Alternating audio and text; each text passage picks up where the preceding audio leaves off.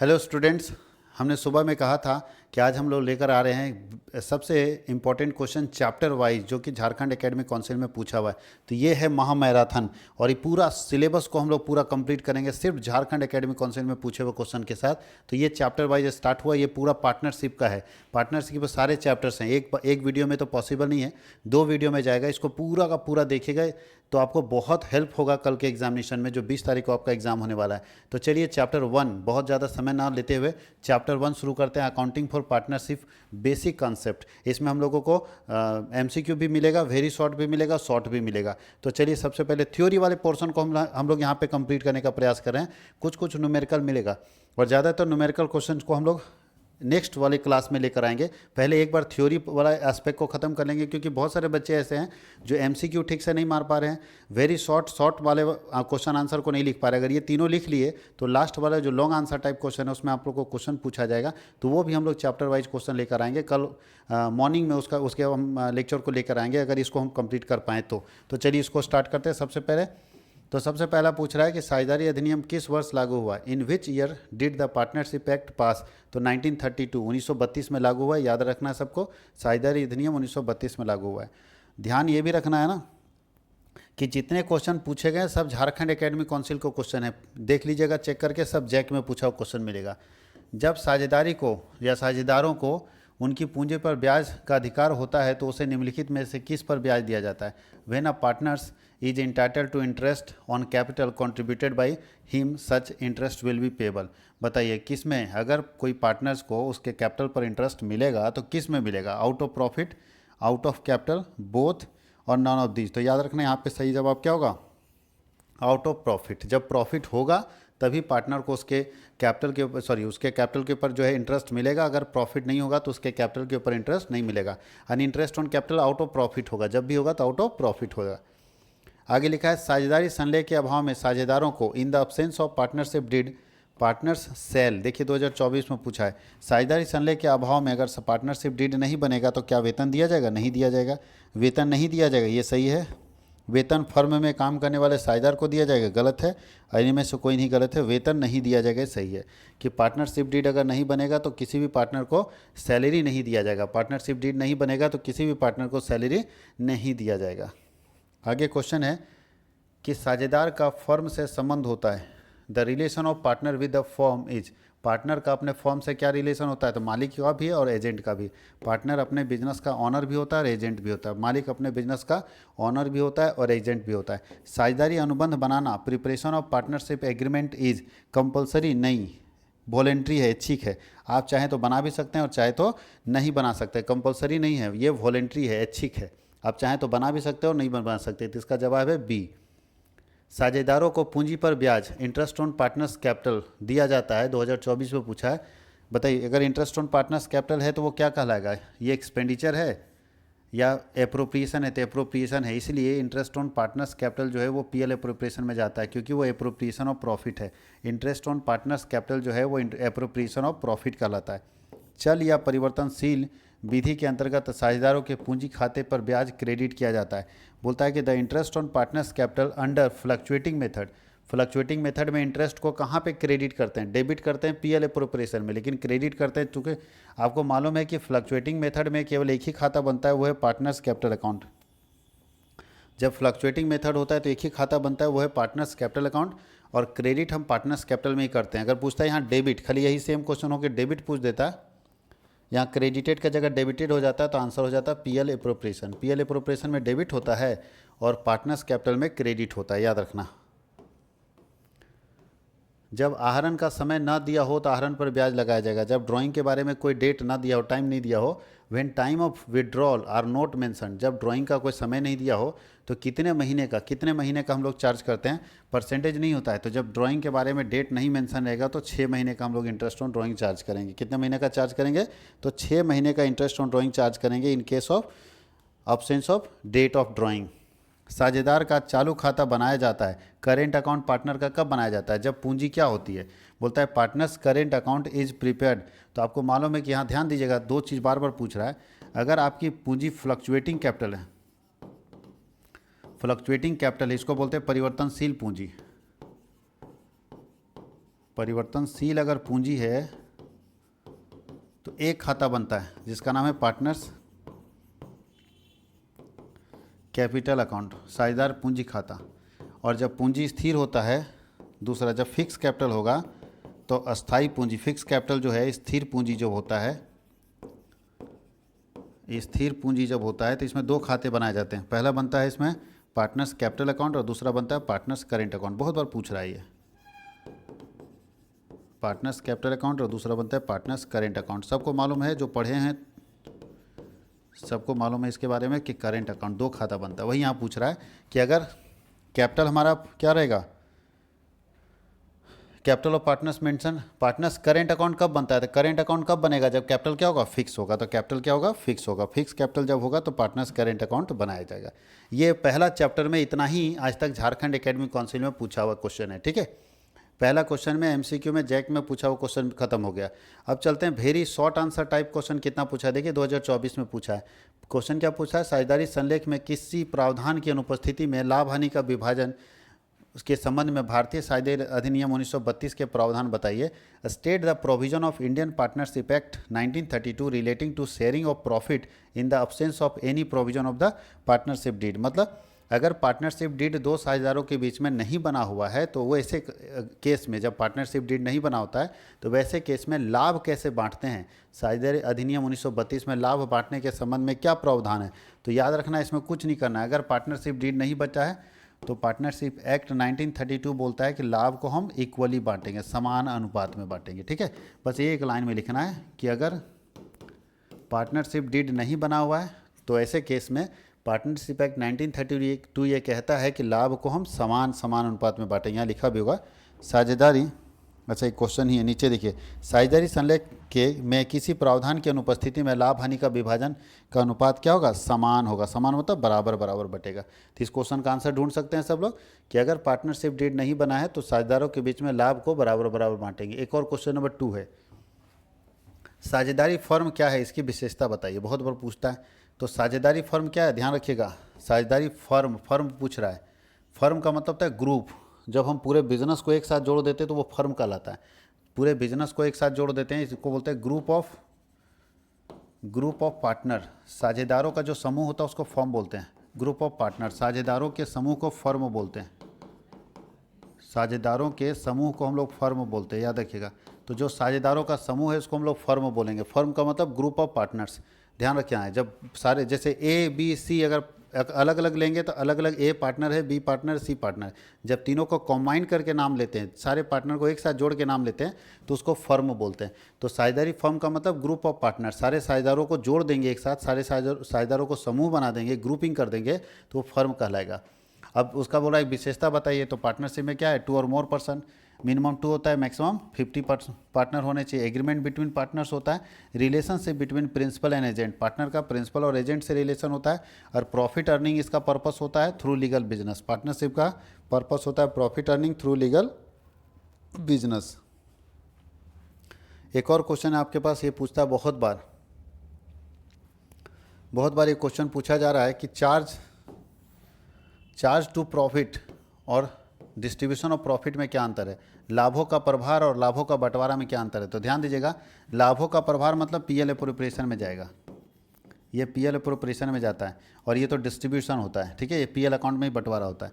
तो लाभों का प्रभार का मतलब वैसे खर्चे, देखिए इसका नीचे लिखा है कि यह उन व्ययों को सूचित करता है जो शुद्ध लाभ हानि ज्ञात करते समय लाभों में घटाए जाएंगे। बोलता है it indicates the expenses which are to be deducted from profit while arriving at the net profit और नेट लॉस। जब नेट प्रॉफिट नेट लॉस हम निकाल रहे होते हैं तो ऐसे खर्चे को हम घटाते हैं जो चार्ज अगेंस्ट प्रॉफिट होता है, चार्ज टू प्रॉफिट होता है। सॉरी, यहाँ उल्टा लिख दिए हम लोग, ये पीएल में जाता है, चार्ज टू प्रॉफिट पीएल में जाता है। ठीक है, यह विभिन्न शीर्षकों में शुद्ध लाभ के बंटवारे को सूचित करता है। It indicates the distribution of net profit among the various heads. हम शुद्ध लाभ को कैसे लोगों में बांटेंगे उसको डिनोट करता है। रिकॉर्डिंग, तो रिकॉर्ड कीपिंग क्या है, तो बोलता है इसे प्रॉफिट एंड लॉस अकाउंट में डेबिट किया जाता है। पीएल अकाउंट में इसमें डेबिट करते हैं, खर्चा है तो बोलता है कि it is debited in the profit and loss account. और इसे ये जो डिस्ट्रीब्यूशन ऑफ प्रॉफिट है जाता है पीएल एप्रोप्रिएशन में, तो इसको पीएल एप्रोप्रिएशन अकाउंट में डेबिट किया जाता है। ठीक है, इसे पीएल अप्रोप्रिएशन अकाउंट में डेबिट किया जाता है। तो दोनों चीज़ समझ गए। इसमें जैसे आएगा सैलरी, इसमें एग्जाम्पल आएगा, पार्टनर सैलरी इसमें आएगा, इंटरेस्ट इसमें आएगा, पार्टनर्स जो है पार्टनर्स कैपिटल का इंटरेस्ट होगा यहाँ आएगा, बैड डेप्ट यहाँ आएगा, रेंट यहाँ आएगा, जो पीएल वाला आइटम है इसमें आएगा और पीएल अप्रोप्रिएशन का आइटम इसमें आएगा। आगे पूछा है कि साझेदारों की स्थायी पूंजी से आप क्या समझते हैं, what is meant by fix capital of a partner. तो साझेदारों की स्थायी पूंजी का मतलब है कि जब कोई पार्टनर पूंजी लगाए और साल भर में वो पूंजी में कोई परिवर्तन ना हो, किसी भी तरह का परिवर्तन ना हो, तो उस पूंजी को हम अस्थायी पूंजी बोलते हैं, फिक्स कैपिटल। जब पूंजी में साल भर में किसी तरह का कोई परिवर्तन नहीं हो जाता है तो उस कैपिटल को फिक्स कैपिटल बोलते हैं, अस्थायी पूंजी बोलते हैं, जब सालों भर में इस पूंजी में किसी भी तरह का परिवर्तन नहीं रहेगा। साझेदारों की पूंजी तब स्थिर कही जाती है जब वह तब तक अपरिवर्तित रहती है जब तक कि साझेदार अतिरिक्त पूंजी लगाने या विद्यमान पूंजी को निकालने का प्रयास ना करे या अलग से ठहराव ना करे, तब तक वो फिक्स है। मतलब आप एक बार पूंजी लगा दिए, सालों भर वही पूंजी इस्तेमाल हो रहा है तो उसको हम लोग बोलते हैं फिक्स कैपिटल। क्या बोलते हैं, फिक्स कैपिटल। और अगर सालों भर पूंजी बढ़ता घटता रहा है, बदल रहा है बार बार, कभी बढ़ जा रहा है कभी घट जा रहा है, तो उसको बोलते हैं फ्लक्चुएटिंग कैपिटल, परिवर्तनशील पूंजी। उसे क्या कहते हैं, फ्लक्चुएटिंग कैपिटल, परिवर्तनशील पूंजी। आगे साझेदारी की परिभाषा दीजिए। तो पार्टनरशिप का परिभाषा 1932 के सेक्शन 4 वाला ही परिभाषा आपको याद रखना है कि भारतीय साझेदारी अधिनियम 1932 का धारा 4 में क्या परिभाषा है, साझेदारी उन व्यक्तियों का पारस्परिक संबंध है जो किसी ऐसे व्यवसाय के लाभ को बांटने के लिए सहमत हुए हैं जो उन सबके द्वारा या उनमें से किसी एक के द्वारा संचालित किया जाता है। इंग्लिश में अगर बोलेंगे तो according to Indian partnership act 1932 section 4, partnership is a mutual relation between partners या persons who have agreed to share the profit of a business which is carried by all और any of them acting forward. या तो सब लोग मिलकर किसी business को चलाएं या तो सब में से कोई एक चलाए। वैसे बिजनेस के प्रॉफिट को बांटने के लिए अगर दो या दो से अधिक लोग आपस में एग्री हुए हैं तो वो पार्टनरशिप कहलाएगा। एक क्वेश्चन पूछ रहा है कि फिक्स कैपिटल और फ्लक्चुएटिंग कैपिटल में क्या अंतर है, तो देख लीजिए। सबसे पहले परमानेंट कैपिटल यानी फिक्स कैपिटल। तो फिक्स कैपिटल में क्या बोल रहा है, ये कैपिटल सालों भर एकदम फिक्स रहेगा, इसमें वृद्धि कमी नहीं होगा। यानी एक साल के लिए अगर फिक्स किया गया तो एक साल तक यही कैपिटल रहेगा, इसमें चेंज नहीं होगा। और परिवर्तनशील पूंजी जो है वो चेंज होता रहेगा, कभी पूंजी बढ़ जाएगा कभी पूंजी घट जाएगा। तो ऐसे केस में जहाँ पूंजी कभी बढ़ जाए कभी घट जाए वो फ्लक्चुएटिंग होता है। खातों की संख्या, तो फिक्स कैपिटल के केस में 2 अकाउंट ओपन होता है, पार्टनर्स करेंट अकाउंट और पार्टनर्स कैपिटल अकाउंट। अब फ्लक्चुएटिंग कैपिटल के केस में एक ही अकाउंट ओपन होता है जिसका नाम है पार्टनर्स कैपिटल अकाउंट। अब हम लोग लॉन्ग आंसर टाइप क्वेश्चन में अगर हम चले, जो इंपॉर्टेंट क्वेश्चन है चैप्टर 1 का, तो उसमें आपको पूछ रहा है साझेदारी फर्म क्या है, इसकी विशेषता बताइए। पार्टनरशिप फर्म क्या है, इसकी विशेषता बताइए। देखिए अभी हम लोग पीछे डिस्कस कर चुके हैं, साझेदारी फर्म के बारे में परिभाषा पढ़ चुके हैं और उसकी विशेषता भी पढ़ चुके हैं। तो ये हम लोग बना तो दिए हैं लेकिन आपको पढ़ना है। अब हम एक ही क्वेश्चन को 4 बार पढ़ेंगे नहीं। तो फर्म का मीनिंग हो गया और विशेषता आपको मालूम है कि सभी साझेदारों के बीच अनुबंध होना चाहिए, समझौता या ठहराव लाभ बांटने के उद्देश्य से होना चाहिए, व्यवसाय का संचालन वे सभी मिलकर करें या उनमें से कोई एक व्यक्ति करे। तो ये पूरा डिटेल लिखा हुआ है। तो पीडीएफ हम एप्लीकेशन में डाल देंगे, जो लोग कोर्स खरीदे होंगे उनके पास ये पीडीएफ आसानी से पहुंच जाएगा। देख लीजिए यहाँ विशेषता डाला हुआ, 2 और मोर पर्सन्स, एग्रीमेंट, लॉफुल बिजनेस। एक और क्वेश्चन है लॉन्ग में, साझेदार के पूंजी खाते और चालू खाते, कैपिटल अकाउंट और करेंट अकाउंट के बीच के डिफरेंस। तो करेंट अकाउंट और कैपिटल अकाउंट एक ही बात होता है, बस ये फिक्स कैपिटल के केस में खुलता है और ये फ्लक्चुएटिंग कैपिटल के केस में खुलता है। जब फ्लक्चुएटिंग कैपिटल होगा तो कैपिटल अकाउंट खुलेगा और फिक्स कैपिटल होगा तो करेंट अकाउंट खुलेगा। ठीक है, उसके बीच का डिफरेंस यहाँ पे दिया हुआ है, इसको भी आप पढ़ सकते हैं क्योंकि हम लोग पीछे इसको डिस्कस कर चुके हैं।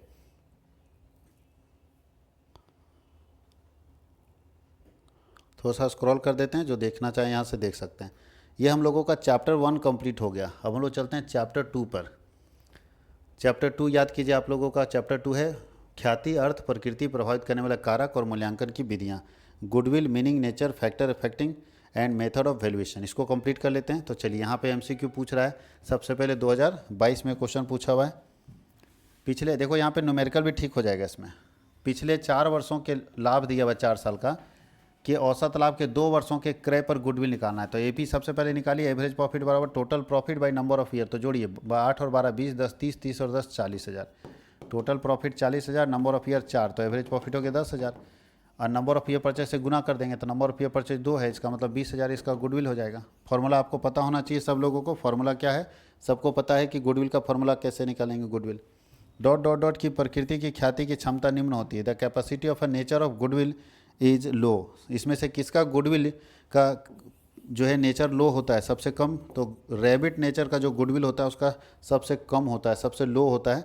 रैबिट नेचर का गुडविल का वैल्यू सबसे कम आता है। इनमें से कौन सी ख्याति की मूल्यांकन की विधि नहीं है, इसमें से कौन सा? Which of the following is not a method of valuation of goodwill?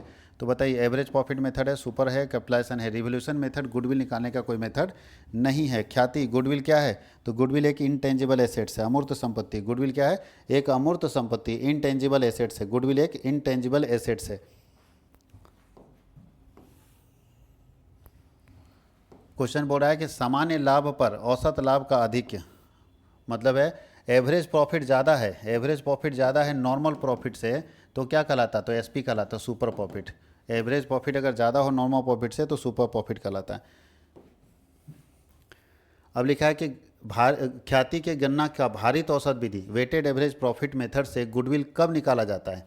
Weighted average profit method से। Weighted average profit method of calculating goodwill is used when, क्या कब इस्तेमाल करेंगे? जब प्रॉफिट बराबर होगा तब वेटेड यूज करेंगे, जब प्रॉफिट इंक्रीजिंग ट्रेंड में होगा तब यूज करेंगे, और प्रॉफिट डिक्रीजिंग ट्रेंड में तब यूज करेंगे। और डी, तो डी में याद रखिएगा प्रॉफिट या तो इंक्रीजिंग या डिक्रीजिंग ट्रेंड में हो, या तो प्रॉफिट लगातार बढ़ रहा हो या प्रॉफिट लगातार घट रहा हो, तो वहाँ पे आप वेटेड मेथड का इस्तेमाल करते हैं गुडविल निकालने के लिए। या तो प्रॉफिट लगातार बढ़ रहा हो या प्रॉफिट लगातार घट रहा हो, वहाँ पे हम लोग वेटेड मेथड का इस्तेमाल करते हैं। नए साझेदार के द्वारा ख्याति की राशि दी जाती है। The amount of goodwill is paid by new partner. नया पार्टनर जो गुडविल का पैसा लाता है वो किस लिए दिया जाता है? तो गुडविल का पैसा दिया जाता है लाभ में हिस्सा लेने के लिए, लाभ में हिस्सा लेने के लिए। पूंजी दिया जाता है पेमेंट ऑफ कैपिटल के, लाभ में हिस्सा लेने के लिए गुडविल।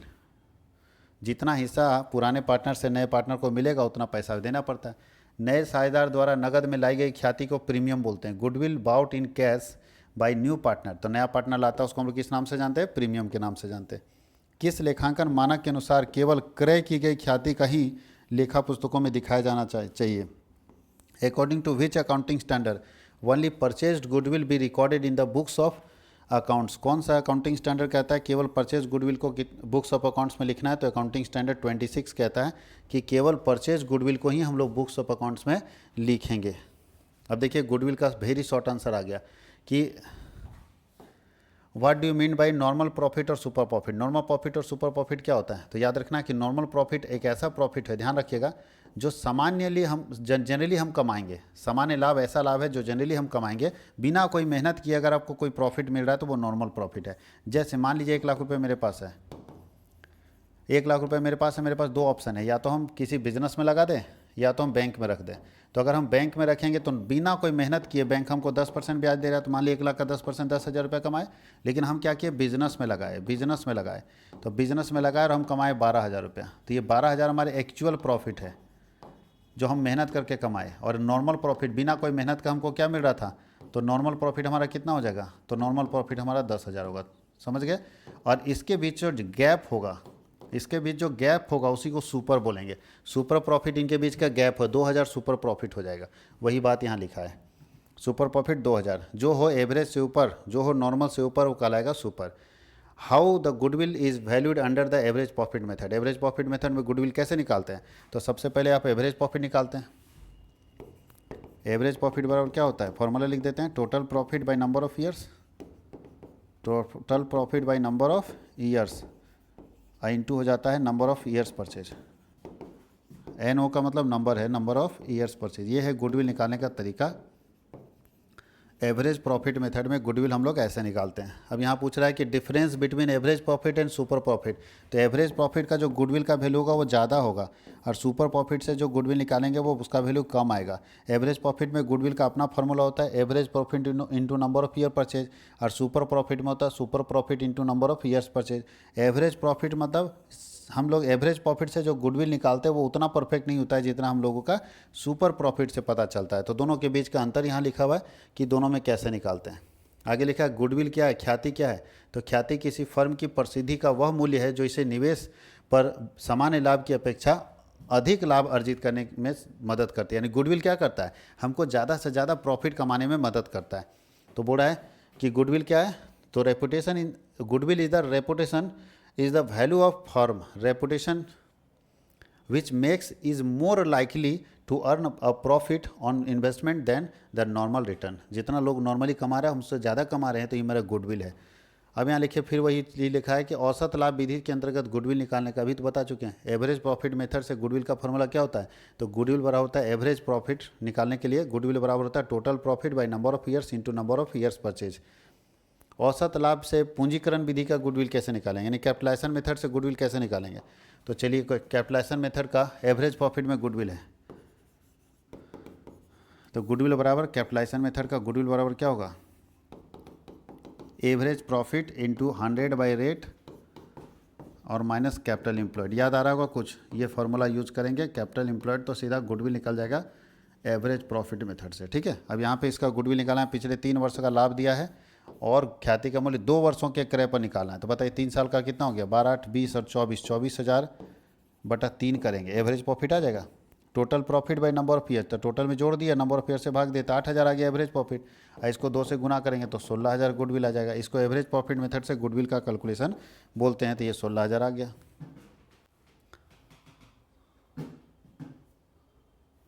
अब हम लोग चलते हैं लॉन्ग आंसर टाइप क्वेश्चन। फिर देखिए, इसमें बहुत सारा मिक्सअप मिलेगा, हम लोग सब कुछ बता चुके हैं आपको, ख्याति क्या बता चुके हैं और इसका मूल्यांकन किस प्रकार किया जाएगा बता चुके हैं कि गुडविल एक फेमसिटी है। एक बिजनेस जितना मार्केट में फेमस होता है, जितनी उसकी प्रसिद्धि होती है, वो गुडविल कहलाता है। और जो फेमसिटी होता है उसका मूल्यांकन हम 3 मेथड से करते हैं, जो आपको बताए थे, average profit method, super profit method और कैपिटलाइजेशन मेथड। और तीनों मेथड का फॉर्मूला आपको बता चुके हैं कि एवरेज प्रॉफिट में कैसे करेंगे, सुपर प्रॉफिट में कैसे करेंगे और कैपिटलाइजेशन मेथड में गुडविल का वैल्यूएशन कैसे करेंगे। ये तीनों मेथड हम आपको बता चुके हैं। अब हम लोगों को तीसरा चैप्टर पढ़ना है, तो ये अगले वीडियो में आएगा, जिसमें एडमिशन ऑफ पार्टनर, रिटायरमेंट और डिसोल्यूशन तीनों आएगा। तो अभी तक आप देखिए, और जैसा अच्छा लग रहा है, अगर आप लोगों को इस तरह का कॉन्सेप्ट जो हमने डेवलप किया है, किस तरह का कॉन्सेप्ट अच्छा लग रहा है, कमेंट सेक्शन में जरूर लिखिए, भर के लिखिए, ताकि हम लोग अगला भी वीडियो तुरंत ही रिकॉर्ड करके आपके सामने लेकर आएँ। तो इसके लिए आप अपना कमेंट सेक्शन में जरूर बात लिखिए, जो आपको लग रहा है कि ऐसा ठीक है कॉन्सेप्ट या नहीं है, आप जरूर लिखिए। Thank you.